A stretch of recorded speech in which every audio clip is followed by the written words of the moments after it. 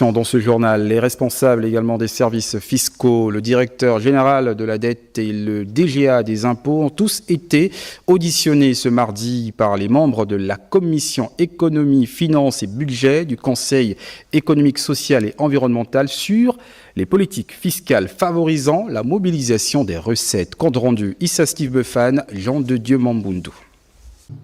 Les conseillers membres ont axé leurs interrogations sur 7 points. La fiscalisation des pensions, la hausse des produits de l'agriculture vivrière, l'exonération de l'investissement agricole, la taxation des transactions électroniques à 0,5%, l'inscription budgétaire des épargnants de la Poste Banque, leur remboursement, le taux d'endettement du Gabon. Des éclairages ont été apportés au cours de 2 phases de justification. L'impôt sur le revenu concerne les salaires ou les revenus mensuels qui dépassent 150 000.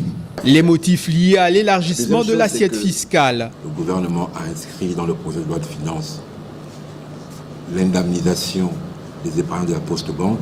Maintenant, au cours de l'année budgétaire, il reviendra à la Poste Banque d'organiser en fait le dédommagement ou le remboursement de cette épargne aux épargnants. Il faut bien comprendre que ce qu'on appelle taux d'endettement, c'est la totalité de l'encours de la dette. Donc la totalité de la dette de l'État, pas celle qu'on va rembourser en 2024. Non, la totalité de la dette qu'on a et qu'on doit rembourser entre 2024 et peut-être 2037. Après l'exposé des motifs, les conseillers membres ont souhaité saisir davantage les raisons de ces politiques. L'année budgétaire 2024 n'est pas finie.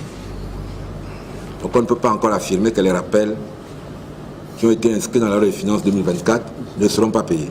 Surtout parce qu'ils vont être payés. Saisie pour émettre des avis sur le projet de loi de finances pour l'année 2025, la commission économie, finances et budget a souhaité des éclairages sur les effets économiques liés aux ressources de